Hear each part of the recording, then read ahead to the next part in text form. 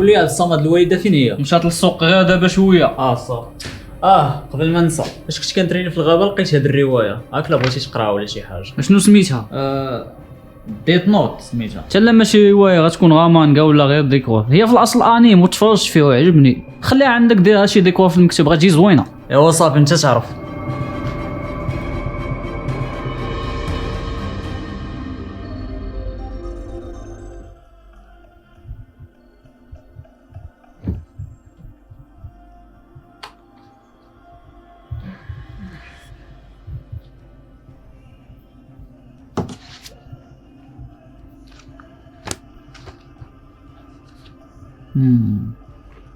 ديت نوت، مفكرة الموت. باينة غتكون رواية ناضية هادي. الإنسان الذي يكتب اسمه في المذكرة يموت.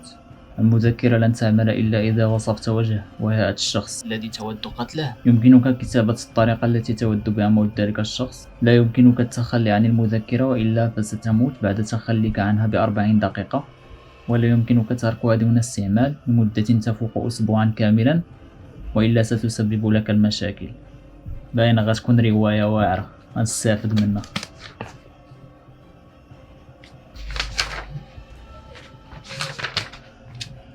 أوه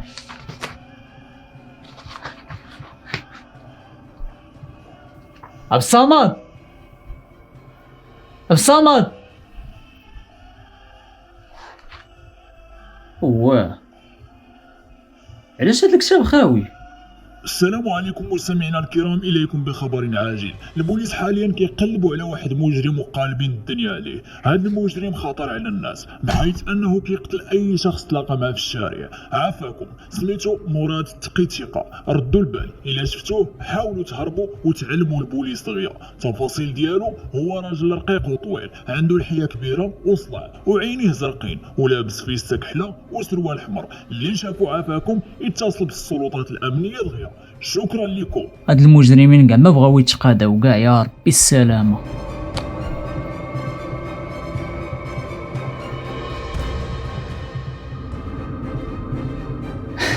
لا يا بسم الله، انت مالك هرب لك ولا باك؟ لا حتى لديك الدرجه لا. ولكن وإلا كان هادشي اللي في المذكره بصح.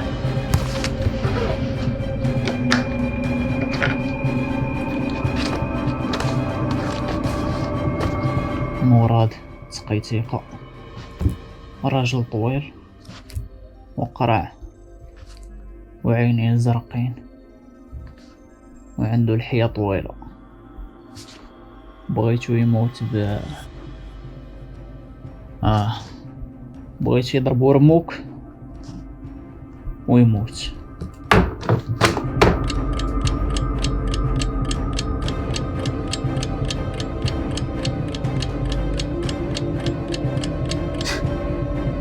شتا منيت كيوسف كتسنى، الله تعرف لك بالله خرافات. خبر عاجل مستمعينا الكرام، دابا شويه توصلنا بخبر من الشرطه بخصوص المجرم مراد تقي ثقه. اتضح انه من خلال البلاغ تعرض لحادث سير عنيف دخلت فيه شاحنه كبيره لنقل البضائع ومات. وهكذا يمكن لكم ترجعوا لحياتكم الطبيعيه وتخرجوا بلا ما تخافوا من انكم تعرضوا للاذى من طرف هذا المجرم هذا. مبروك عليكم والحمد لله على الجميع. هادشي ما يمكنش. لا يوسف لا، هادشي يقدر يكون غير صدفه. نقولوا صدفه صاحبي، ولكن باش تمشي بينا الصدفه حتى يدخل فيه الرموك ويقتلو كيف ما كتبت في هاد المذكره ولا ما عرفت الكتاب ولا ما عرفت شنو هو، راه ما يمكنش الصاد، راه الحماق هذا. اسمح لي ولكن هاد المذكره ماشي عاديه. فاش كتفكر مسخوط الوالدين؟ زعما انت راك عقلي وخاصك تعرف فاش كنفكر. غادي نستخدم هاد المذكره ولا ما عرفت كتاب ولا ما عرفت شنو هو باش نعاقب ونعذب اي واحد اداني في حياتي، ومن دابا غادي نبدا به هو الاول.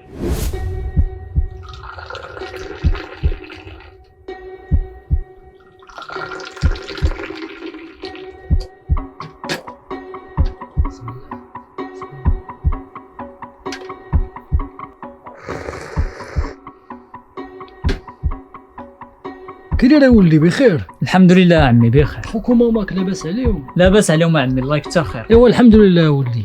شرب ولدي اتاي. الله يكبر بك عمي، ولكن انا ماشي هاتي اللي جابني عندك اليوم. مالك يا ولدي؟ ياك لاباس؟ اش غنقول لك عمي؟ صراحه انا جيت عندك اليوم باش تعطيني الحق ديال الوالد في الورث. شنو هو حق بوك في الورث؟ راسنا يا ولدي لا نكون كنحلم، راه حتى فهاد الايام وليت كنتمشى في العاسي، ربما نكون كنحلم وانا فايق. عمي واش كتضحك معايا ولا كتضحك عليا؟ ولدي ما عندي حتى شي حاجه ديال باك باش نعطيها لك. كيفاش ما عندك ما تعطيني؟ هذا راه حقي وحق خويا وحق الوالده. ما تزيدش معايا الهضره وضرب هاد الباب قبل ما نسيبو لديك الزنقه. يلا دابا نبدا بك عمي.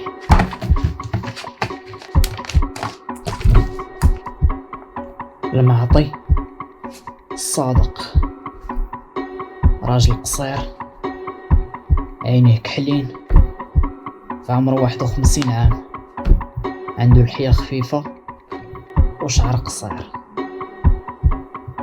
ودابا كيفاش غادي نقتلك عمي العزيز؟ شنو هو حق بوك في الورث؟ راسنا يا ولدي لا نكون كنحلم، راه حتى فهاد الايام وليت كنتمشى في العاسي، ربما نكون كنحلم وانا فايق. صافي لقيتها. بغيتو يموت عن طريق انه غادي يتمشى في نعاسو ويطلع للسطح وينتحر بلا ما يحس. ودابا نتسناو اخبارك عمي العزيز.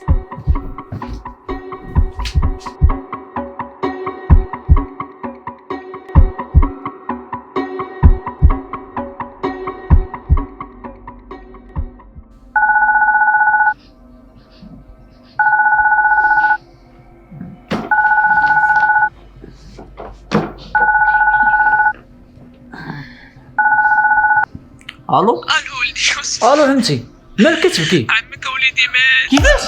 كيفاش مات عمتي؟ وليدي عمك مسكين مشى. هاد الايام الاخرى كله كان كيتمشى في نعاسو، والبارح واقيلا طلع في نعاسو للسطح وطاح للزنقه قدام الامانه. مات وليدي. الله اكبر. صافي عمتي، صافي هانتي، صافي احنا جايين عندك انا والدار دابا ان شاء الله. صافي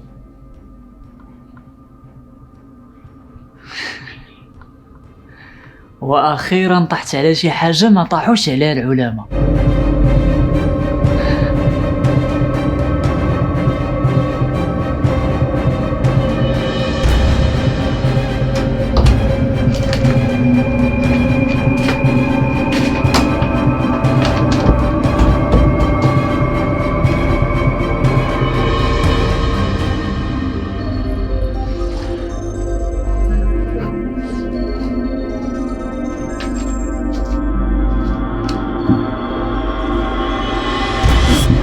يا بسم الله. ودابا ندوزو للشخص الثاني. ما كنتش كنتوقعك غادي دير بحال هكا. كنت كنصحبك صاحبي، كنت كنصحبك خويا. مش عارف شنو معنات نعتبرك خويا ولا ما عارفش. اعتبرتك خويا، دخلتك لداري، شاركت معاك الحلوه والمره، ولكن انت شنو درتي؟ غدرتيني مع اكثر وحده كنبغيها. ثق بيا، ما كنتش باغي يوقع هادشي. سكوت سكوت، هاد الهضره ما تقولهاش ليا انايا. اسمعني نقول لك، اخر مره دوي معايا، انا ما صاحبك، ما انت صاحبي. من اليوم من ورا ما درتي هادشي قتلتي الاخوه اللي بيناتنا، سالينا، ما تعرفني ما نعرفك، وبسبب هادشي اللي درتي عمرني ما غادي نسامحك، لا دنيا لا الاخره.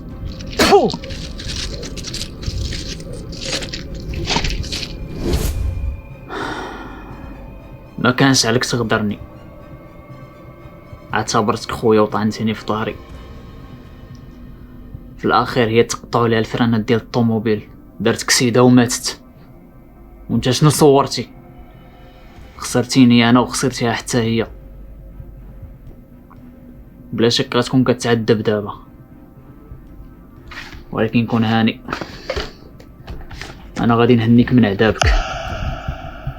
احمد غندور، عنده 20 عام، دري ما طويل ما قصير، عينيه قهويين وشعرو قهوي غامق. مبغيتو يشنق راسو ويموت.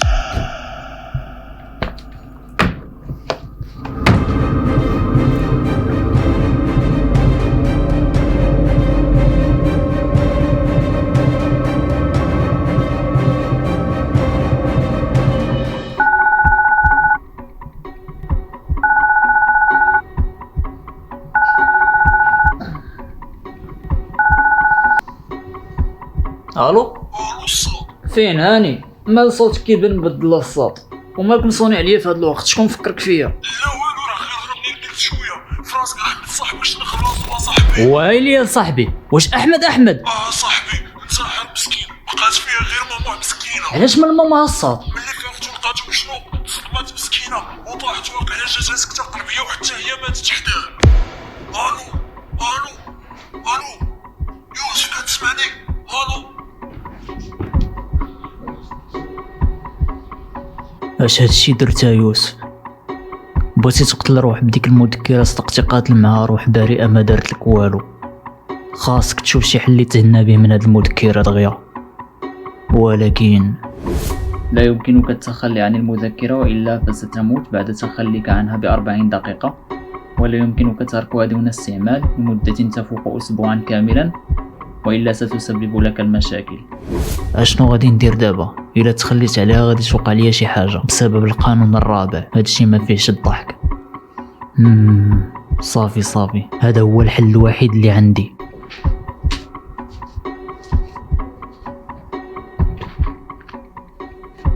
ماشي شي فقيه اللي غادي يهنيني منك، هو اللي غيعرف ليك.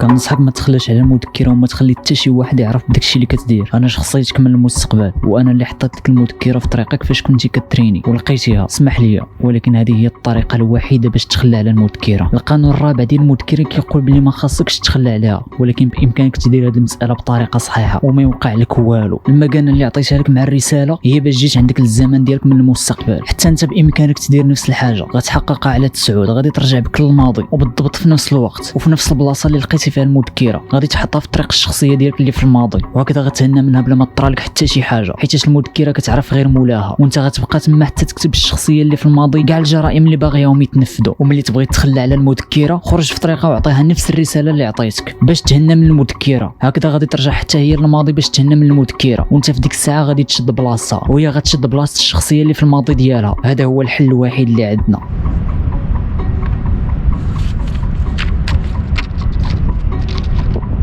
هكاك دابا هذا هو الحل الوحيد كيبان منطقي.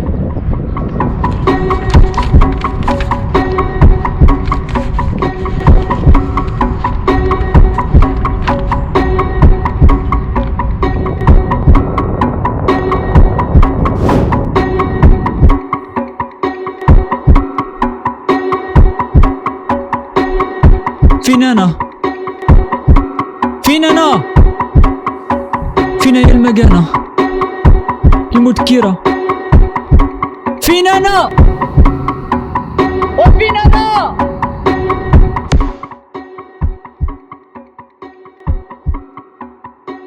وفين انا؟ صافي المهمة نجحات. خديت عليه الصغيرة والكبيرة، حتى من الضربة اللي في جبهتو درت بحالها في جبهتي.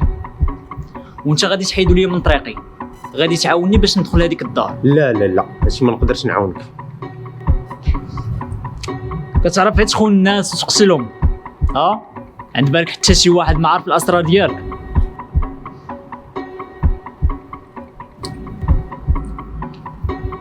شنو؟ وشكون انت؟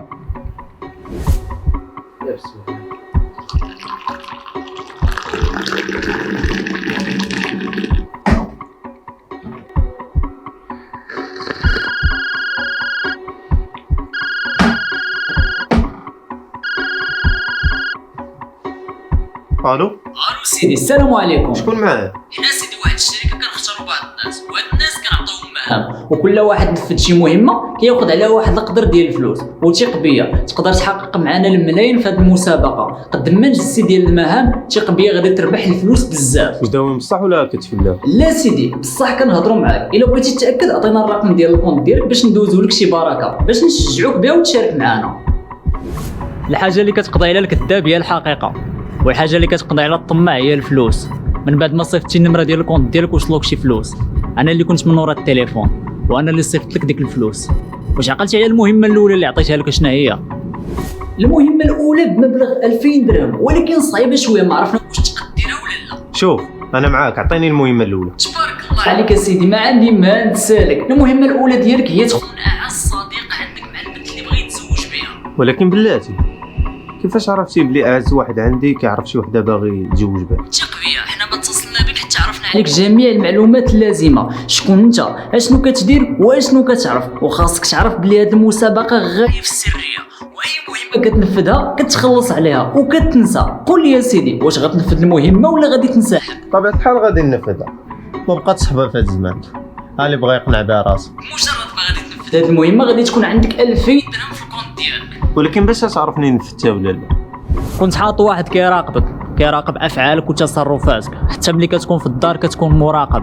بطبيعه الحال دارك عاوناتنا في هذا الشيء مكشوفه كلها سراجم. شحال من مهمه نفذتها ولكن ما كانت عندها حتى شي فائده بالنسبه ليا. كنت غير كنشجعك بهم وكنخلصك عليهم بلا حتى شي فايده ما كانت كتفيدني حتى شي وحده فيهم. ولكن هذا الشيء كامل كنت كنديرو باش نشجعك باش ملي تجي المهمه الاخرى ما نوحلش معاك. واش عقلتي على المهمه الاخرى اللي عطيتها لك؟ تبارك الله عليك يا سيدي مبروك عليك وصلتي معنا للمهمه الاخرى. هاد المهمه اللي صعيبه بزاف ولكن الا درتيها غادي تلقى 4 ديال المليون في الكونت ديالك. شنو هي هاد المهمه؟ المهمه هي انك غادي تقتل البنت اللي خنتي صاحبك معاها. مشيتي قطعتي لبنت الفران ديال الطوموبيل على قبل الفلوس دارت كسيده قدام الامانه امانته. اللي يقدر يخون ويقتل يقدر يديرهم كاملين. وبسبب هاد المهمه الاخرى انت مجبر تخدم معاهم ماشي مخير. التصاور ديالك وانت كترتكب في الجريمه كلهم عندي. ما كاينش شي ذنب كيخرج مولا من هاد الدنيا قبل ما يخلص وانت غادي تخلص بالخدمه معايا. المكانه والمذكره هما واجدين دابا. شنو الخطه دابا؟ الخطه هي انني غادي نتبعوا للغابه فين كيتريني وغادي نحط ليه هاد المذكره في طريقه وملي غادي يدوزو غتبان ليه كون على يقين غادي يهزها وما غاديش يخليها. غادي يديها لخوه اللي عزيز عليه يقرا الكتوبه وخوه ما عنده ما يدير بهاد المذكره حيت اش بغيت ليه تفرج في القصه الكامله وقرا المانغا حتى هي. داكشي علاش اختاريت بالضبط هاد المذكره باش تبقى مع يوسف بوحدو. وباش غتفيدنا هاد المذكره؟ المذكره غادي يتوهموا بشي حوايج اللي ما كاينينش. غادي يتوهموا باللي يقدر يقتل اي واحد بغاه ومجرد ما يكتب السميه والكنيه ديال داك الشخص ويكتب الملامح ديالو ويكتب حتى الطريقه باش بغا يموت هذاك الشخص غادي يموت غادي يفنى تماما كيف ما كاين في القصه الحقيقيه. ولكن كيفاش غتخليه يجرب يكتب في المذكره هو ما كيتيقش دغيا؟ حتى هذه فكرت فيها. فاش غادي يكون راجع للدار غادي نصيفط ليه واحد الدري هز راديو غادي ندور معاه باش يبيع لي داك الراديو باي طريقه. شنو هو الدور ديال هاد الراديو؟ زرعت فيه كاميرا وواحد الجهاز اللي نقدر نهضر منه ويسمعني ويسحب لي بلي راه كيتصنت الاذاعه عاديه. وملي غادي يبرك منه لذاك الراديو وغادي يفتح المذكره هنا غيجي الدور ديالي باش نعطيه السبب اللي يخليه يجربها. واش من سبب غادي تعطي؟ ملي غيقرا المذكره غنبدا نهضر من الراديو وغنبدا نهضر على شي واحد هارب من العداله وكيقتل اي واحد تلاقى معاه في الطريق. ملي غيسمع هاد الخبر بزز منه غادي يجرب المذكره لعله وعسى يحافظ على حيوات الناس. كيفاش غادي تعرف الطريقه اللي غادي يقتل بها هو داك الشخص اللي دويتي عليه انت في الراديو؟ هنا غادي يجي الدور ديال المذكره. انا ما خديتش عام كامل باش نعس بالعكس مشيت صممت المذكره مزيان لدرجه اي حاجه كتبتيها فيها غادي يجيني ميساج عليها في التليفون. ومن بعد اش غنديروا؟ من بعد ما غادي نوهموا بلي المذكره بصح ماشي عاديه غيبغي يستخدمها لصالحه وغيبغي ينتقم بها من كاع الناس اللي اذوه في حياته. انا متاكد هذه هي الطريقه باش غادي يفكر. البحث ديالي عليه لمده عام كامل ثق بيا مستحيل يكذب. وانت غادي تكون من بين الناس اللي غادي يبغي ينتقم منهم ولكن الناس اللي غادي تهنى منهم انت اللي غادي تكلف بهم. غادي تمشي تدخل على عمو اللي ساكن في المحمديه للدار دابا وغادي تدفعو من السطح. حاول تخلي البلان ما يبانش جريمه قتل وانما انتحار وراه مزوج رد البال. حاول ما تخليش مراته تعيق بك الا كانوا في نفس البلاصه. انا غادي نصيفط لك العنوان ديالو دابا حيد. قبل ما يبدا هادشي كامل غادي تمشي تشفر التليفون ديال شي واحد صاحبه يكون كيعرفك وكيعرفو في نفس الوقت ولكن ما يكونوش كيهضروا بزاف وتكون الهضره بيناتهم في لي زابيل وفي الواتساب قليله. ما نخافش عليك انت صاحبه كنتي زعما صاحبه وضروري ما غادي تكون عارف هذا الشخص هذا اللي كنهضر عليه. كاين واحد خونا ولكن علاش هادشي؟ غادي نحتاجوا هذاك التليفون باش نعيطوا ليه منه من بعد ما غادي يكتب السميه ديالك في المذكره. ولكن تقدر تستعمل اي تليفون، ماشي بالضروره تشفر شي واحد. لا، ولا بغى يتاكد ودخل للواتساب وهضر مع خونا ولقاه ماشي هو، ولا عيط ليه في ابيل ولقاه ماشي هو، هادشي غادي يدخل ليه الشك لراسو وغيمشي لداركم باش يتاكد، وفاش غيمشي ما يلقى حتى شي حاجه من داكشي اللي قلنا ليه في التليفون كاينه. عندك الحق. من بعد ما غادي نخليو الضمير ديالو يأنبو عند بالو قتل ماماك حتى هي، من المرجح انه غيبغي يتهنى من المذكره، ومن المحتمل انه يدال شي فقيه بسبب الخوف ديالو من القانون الرابع اللي كاين في المذكره. وهنا فين غادي يجي الدور ديالك عاوتاني. شنو غادي ندير؟ غادي تبقى تابعو كتراقبو، وفاش تشوف الفرصه المناسبه غادي تعطيه هاد الرساله دغيا، ولكن ما تخليش يشوفك. شنو كاين في هاد الرساله؟ انت ماشي سوقك، دير داكشي اللي تنقول لك وصافي، ومن بعد غادي تعرف شنو كاين في الرساله، وما تنساش راك مراقب، واي خطا درتيه غادي يخرج عليك. تفاهمنا؟ ولكن بغيت نفهم واحد الحاجه، شكون انت؟ علاش درتي هادشي كامل؟ علاش كتشبه ليه بزاف؟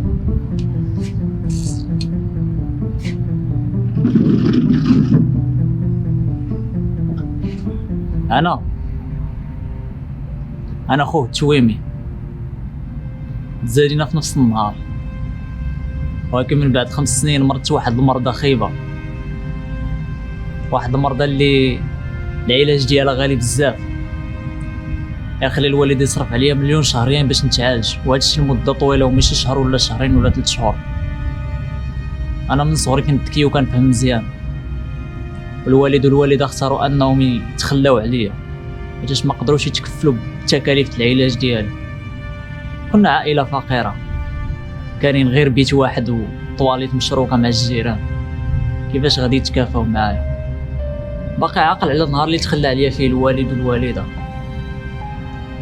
داري الوالد واحد الجرده خلاني كنلعب ومشاو خلاني تما، خلى دري صغير عنده 5 سنين في ديك الجرده، ما فكرت زعما يديني للخيريه ولا شي بلاصه اللي فيها الامان، تخلى عليا في الزنقه، خلى دري صغير عنده 5 سنين في الزنقه.